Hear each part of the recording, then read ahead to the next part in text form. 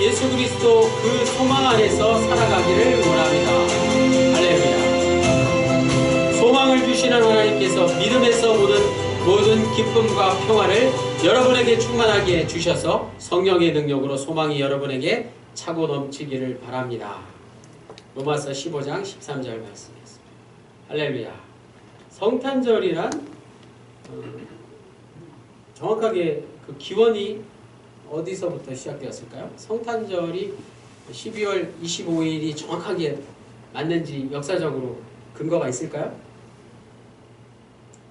성탄절은 이렇게 정의해 볼 수 있습니다. 영상에서 나왔나요? 제가 개회사 때 말씀드린 것도 같은데 시간이 창조된 이후에 가장 거룩한 날입니다. 성탄절이 무슨 날이라고요? 시간이 창조된 이후 가장 거룩한 날, 그날이 성탄절입니다. 그렇죠? 거룩하신 하나님의 아들이신 예수 그리스도가 우리가 사는 이 땅에, 이 척박한 땅에 오신 날이기 때문에 그렇습니다. 따라서 오늘 말씀의 제목에 나오는 예수 그리스도의 성육신이야말로 크리스마스의 핵심입니다. 크리스마스는 성육신 빼면 아무것도 아닙니다. 성육신을 빼고 성탄절을 그 누가 말할 수 있겠습니까? 원래 성탄절은 12월 25일이 정확하게 아니었다고들 학자들은 말합니다. 성탄절을 뜻하는 크리스마스는 크라이스트 더하기 메스 혹은 미사. 미사 아시죠? 미사. 카톨릭에 가면 미사를 드리잖아요. 예배입니다. 크라이스트 미사. 뭐예요? 예수님을 예배하는 날이 성탄절. 서방교회는 주후 4세기경부터 성탄절이 공식적으로 요즘처럼 이런 기독교에서 기념하는 성탄절이 된 지는 주후 4세기 400년이나 지나서 예수님 이후 태어나신 이후 400년이나 지나서 시작된 거라고 합니다. 공식적인 성일로 기념되기 시작했어요. 크리스마스는 실제로는 예수님의 생일이라기보다 태양신 미트라의 탄생 축절이었다고 합니다. 12월 25일. 12월 25일을 저기 아랍권에서도 기념하는 날이에요. 그런데 기독교 문화가 그런 선교적인 차원에서 그 이방 문화를 흡수한 것이죠. 하나님 외에 예수님의 정확한 생일을 아무도 모릅니다. 앞으로 알려질 가능성도 없어요. 누가 연구하는 사람도 없습니다. 복음서 기자들은 왜 예수님의 그 중요한 탄신일을 정확하게 문서로 남겨두지 않았을까요?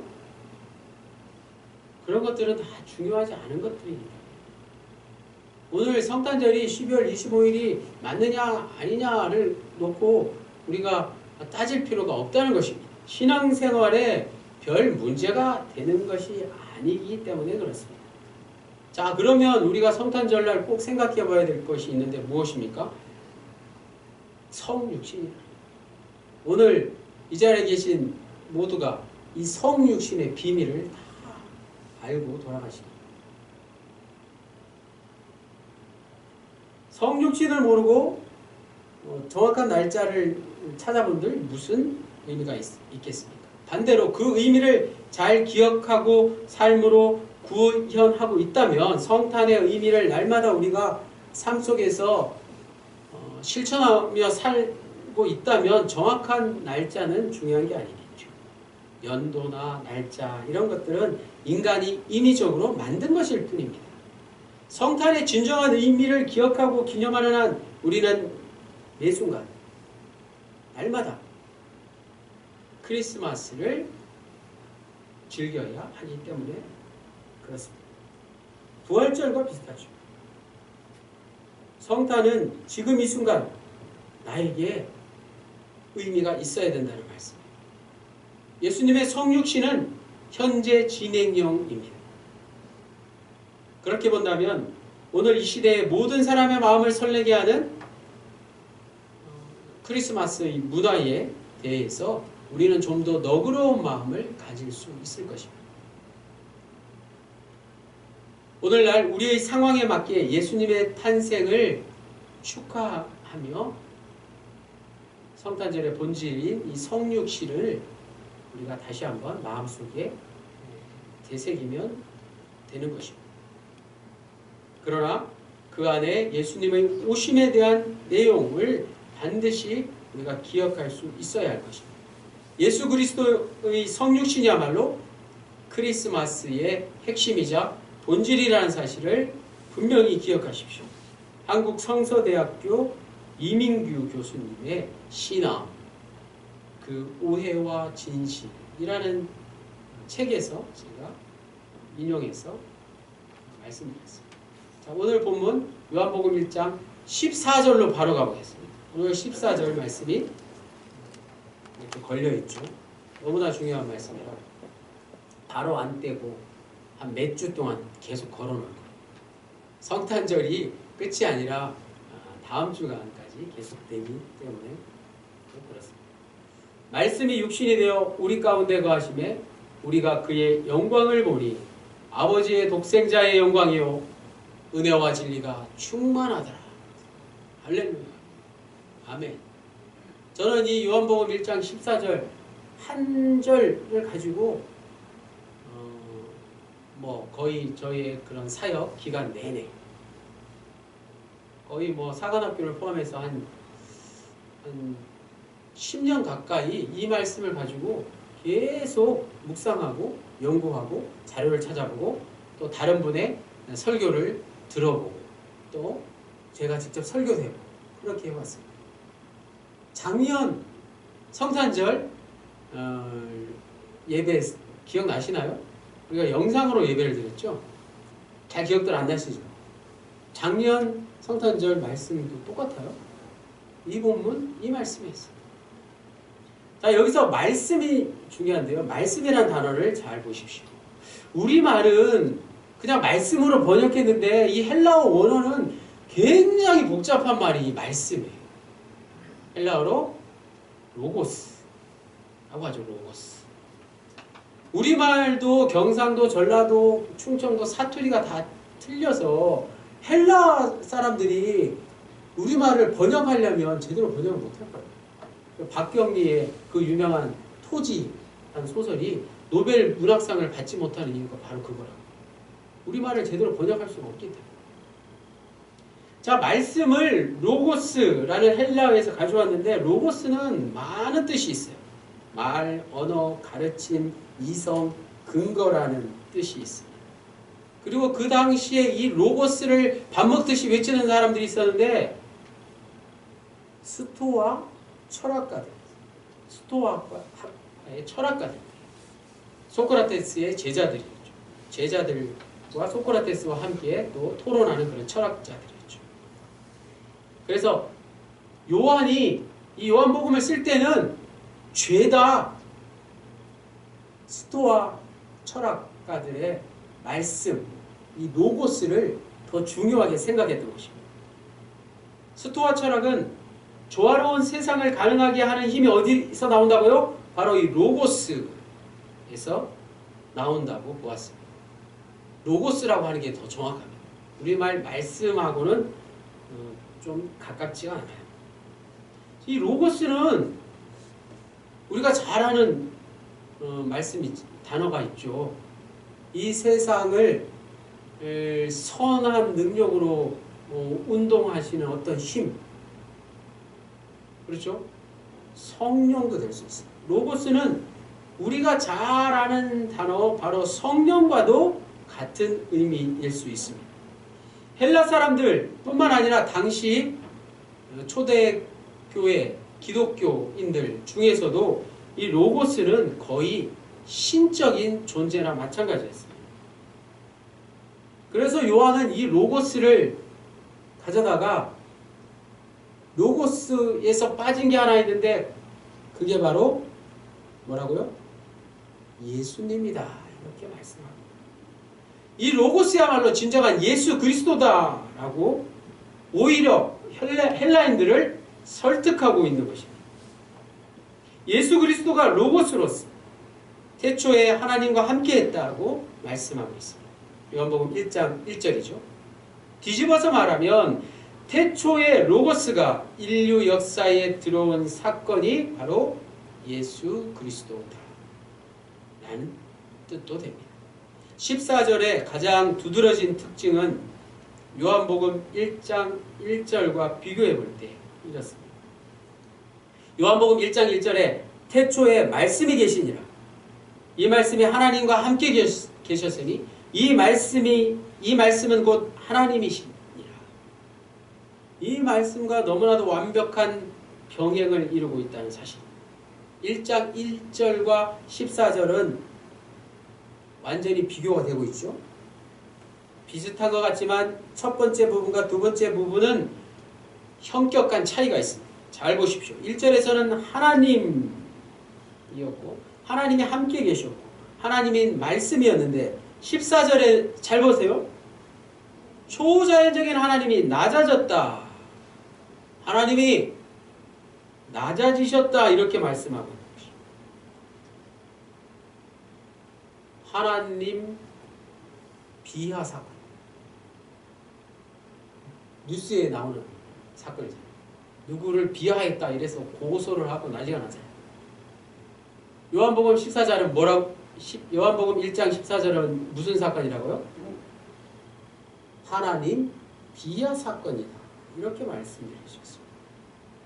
초자연적인 하나님이 낮아지셨다라는 것인데 하나님에 대한 극적인 비하를 뜻하는 말씀입니다. 하나님에 대한 비하 발언은 바로 무슨 단어 때문에 그렇습니까? 14절에 나오는 육신이라는 단어 때문입니다. 육신. 육신이라는 단어는 당시 헬라 사람들이 가장 싫어하는 단어죠. 가장 로고스와 반대되는 단어였습니다. 우리말로 육신, 곧 육체, 이것도 우리말로 번역하기 너무 힘들어요. 헬라어 원어는 사르크스라고 하는데 또 헬라어에 육신, 육체를 뜻하는 단어가 하나 더 있습니다. 소마도 있습니다. 소마는 인간의 영, 혼, 육을 포함하여 몸 전체를 말할 때 사용하고 정신적인 면까지를 다 포함하는 말입니다. 소마. 인간의 육신, 육체 가운데 소마는 영혼, 정신을, 육을 다 가리키는 말입니다. 그런데 사르크스는 그 중에서 썩어질 수밖에 없는 육체 덩어리, 즉 고기 덩어리만을 가리킵니다. 요한복음 1장 14절에 나오는 육신은 소마일까요? 사르크스일까요? 사르크스. 고기 덩어리. 그것을 말하고 있다는 것입니다. 좀 적나라하게 요한복음 1장 14절을 직역하자면 이렇습니다. 말씀이 고기 덩어리가 되었습니다. 이 땅에 오셨다. 거룩하신 하나님이 우리가 먹는 한 덩어리 고기가 되셨다니 놀라운 일 아니겠습니까? 우리가 생각하는 하나님이 어떤 분이신데 그 비천하다 못해 좀 추접스러운 고기 덩어리가 되셨다니 놀라운 일 아니겠습니까? 그런데 그 다음 이어지는 14절 중반에 이어지는 그 다음 말씀은 더 놀라운 말씀입니다. 말씀이 고기 덩어리를 입고 오신 그 속에 하나님의 영광이 드러났기 때문에 그렇습니다. 자, 오늘 그래서 세 단어만 정확하게 이해하시면 돼요. 말씀, 로고스, 육신, 사르크스, 그리고 영광. 이 세 단어를 기억하시면 이 요한복음 1장 14절의 말씀을 어느 정도 이해하실 수 있습니다. 자, 요한은 여기서 다시 한번 창세기 1장 1절 말씀을 우리에게 상기시켜 줍니다. 태초에 하나님이 천지를 창조하셨다. 이 말씀이죠. 하나님께서 아담을 창조하셨을 때 아담은 하나님의 형상대로 창조되었습니다. 아담은 하나님의 형상을 지닌 자로서 하나님의 대리자가 되어서 하나님이 지으신 세상을 다스리도록 그렇게 지어졌습니다. 그런데 중요한 건 다스리라는 말씀은 높은 자리에 올라가서 다스리라는 게 아니었어요. 위에서 군림하고 지배하라는 것이 아니라 하나님이 지으신 세계를 섬김으로 땅을 흘려서 노동함으로써 잘 관리해서 하나님의 창조 세계를 확장시켜라라는 그런 말씀이었어요. 아담이 하나님의 형상을 가지고 이 세상을 잘 다스릴 때 하나님의 영광이 아담을 통해서 세상에 나타나도록 그렇게 하나님이 아담을 지으셨다는 말씀입니다. 그런데 우리가 잘 알고 있듯이 아담은 하나님의 형상을 가지고 창조의 세계를 조금밖에 다스리지 못했습니다. 하나님의 형상을 가지고 오히려 하나님처럼 되려고 하다가 하나님이 되기는커녕 오히려 인간의 참 모습마저도 잃어버리고 말았습니다. 하나님의 영광으로 살아가야 할 존재가 하나님의 영광을 잃어버린 존재로 전락하고 만 것입니다. 여기서 영광이라는 단어가 변질된 것이죠. 그래서 예수님은 아담의 문제를 해결하기 위해서 우리 가운데 오실 때 말씀이 육신이 되셨습니다. 존귀하신 하나님이 육신의 살덩어리, 고깃덩어리를 입고 이 땅에 오셨다는 말씀입니다. 그런데 오히려 그곳에 아담의 모습이 회복되었습니다. 누구를 통해서? 예수 그리스도를 통해서. 그래서 로마서에 보면 예수님을 제2의 아담이라고 말씀하고 있지 않습니까? 아담의 참모습이 회복되는 그곳에 하나님의 뭐가 회복되어야 될까요? 영광이 다시 회복되었습니다. 인간의 모든 문제는 아담처럼 위를 보면서 하나님이 되고자 할 때 생기는 것이라는 것을 성경은 우리에게 잘 말씀해 주고 있습니다. 인간이 하나님처럼 되려고 할 때 하나님의 형상은 무너지고 하나님의 영광은 떠나가 버린다는 사실입니다. 그래서 인간의 문제를 해결한다는 것은 인간이 마땅히 있어야 할 피조물의 자리를 지키는 것이라고 할 수 있습니다. 인간이 하나님의 자리를 넘보지 않고 참다운 인간성을 지켜나갈 때 인간이 인간의 자리를 지켜나갈 때 하나님의 영광이 그곳에 드러난다는 사실입니다. 어릴 적에 장래 희망을 이렇게 발표하는 시간이 있었잖아요. 다 의사가 된다. 가끔 뭐 선생님이 또 된다고 하고, 뭐 여학생들은 죄다 또 간호사가 된다. 뭐 선생님 된다는 친구들이 제일 많았던 것 같아요. 그런데 가끔 선생님께서는 그런 우리에게 이렇게 말씀해 주셨습니다. 의사, 판사, 교사가 되기 전에 먼저 인간이 되거라. 먼저 뭐가 되어야 된다고요? 먼저 인간이 되거라. 저는 그 말씀이 맞다고 생각합니다. 저도 우리 아이들에게 아이들이 뭐가 되고 싶다면 심지어 대통령이 된다고 할지라도 대통령이 되기 전에 먼저 인간이 되어라. 이렇게 말씀해 주고 싶습니다. 말씀이신 예수님이 육신이 되었다면 우리 또한 참 인간, 진정한 인간의 자리에 머물러야 할 것입니다. 인간이 되어야 돼요. 예수님의 성육화 속에 하나님의 영광을 보았듯이 세상 사람들은 우리 믿는 사람들의 모습을 통해서 우리들이 머문 참다운 인간의 자리에서 하나님의 영광을 보게 될 것입니다. 그게 진정한 영광인 것이죠. 자, 마지막 세 번째, 영광에 대해서 더 알아보죠. 우리가 그의 영광을 본다. 14절 말씀하고 있죠. 우리라는 단어가 보여주듯이 여기서 영광은 당시 요한 공동체 초기 기독교가 경험한 하나님의 영광입니다. 초기 기독교는 하나님의 영광이 무엇인지 정확하게 똑똑히 분명히 보았습니다. 요한은 여기서 세상과 우리를 대조하고 있습니다. 세상과 우리는 다르다는 것. 세상은 그 영광을 보지 못했습니다. 즉 당시 유대 종교 지도자들이나 예수를 믿지 않는 자들은 도저히 볼 수 없는 그런 영광이었던 것입니다. 우리, 즉 초기 기독교인들만 볼 수 있는 하나님의 영광이라는 어떤 것이었습니까? 예수님께서 보여주신 새로운 영광의 개념을 그들은 보았던 것입니다. 말씀이 육신이 되어 이 땅에 오신 것이 영광의 사건이었다면 마지막에 다시 한번 하나님 아버지께로 돌아가는 것 또한 영광입니다.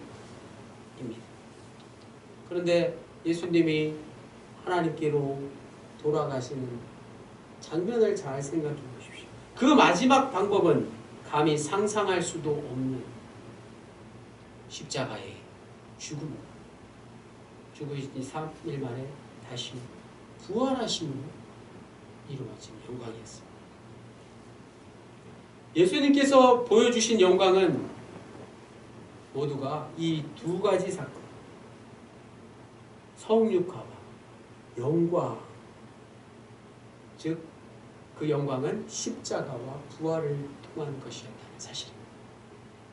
그래서 예수님이 보여준 영광은 예수님이 미리 제자들에게 들려주신 말씀처럼 하늘의 밀알이 땅에 떨어져 죽는 것이요, 겸손히 제자들의 발을 직접 씻겨주시는 것이요, 자신의 제자인 가룟 유다에 의해서 십자가에 달려 죽음을 맞이하시는 것, 그게 영광이었던 것입니다.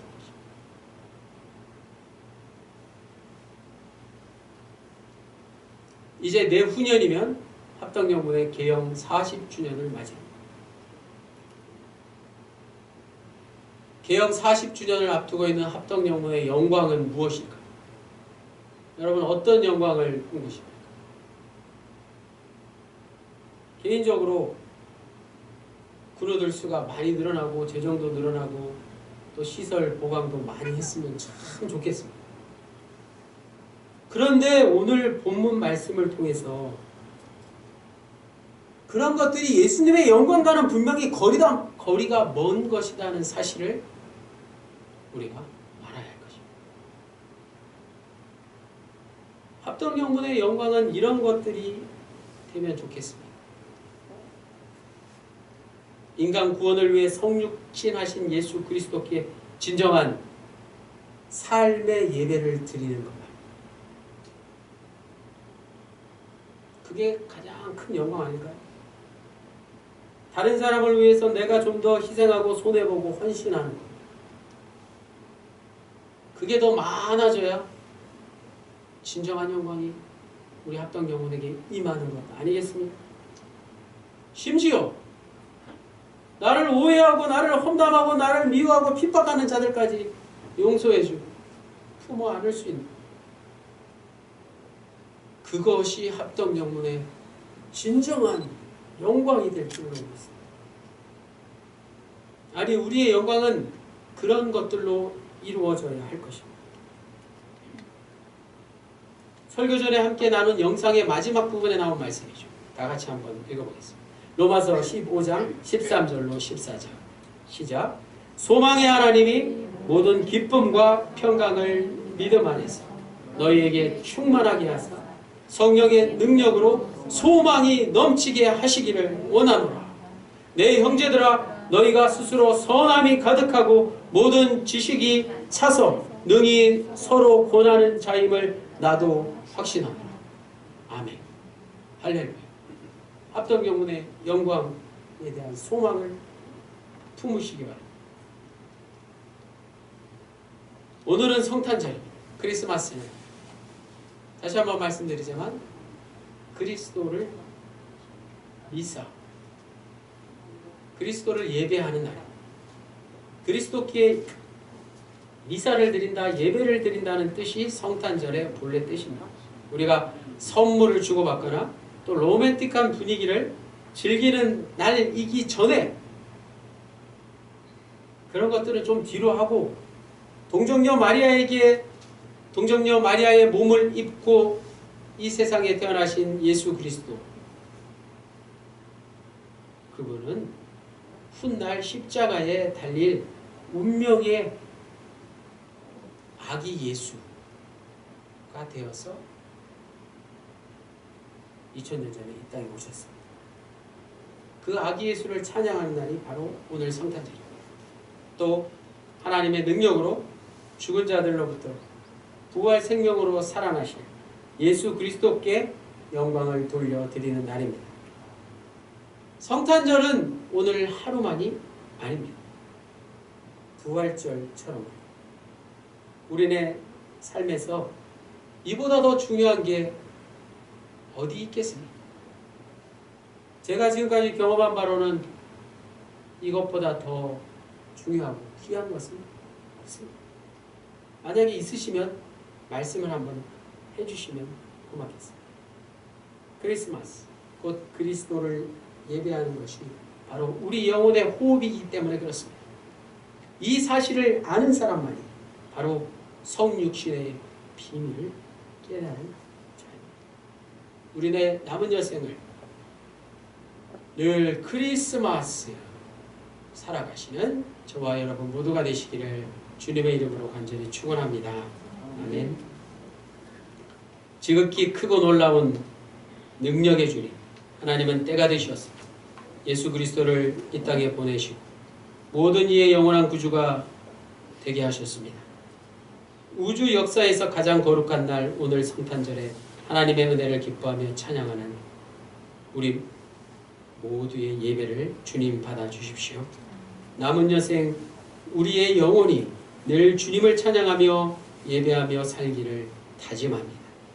참된 크리스마스의 정신을 가지고 진정한 크리스마스의 자세로 살게 도와주십시오. 하늘의 영광 버리시고 우리가 사는 이 땅에 내려오신 예수 그리스도의 이름으로 기도드립니다. 아멘.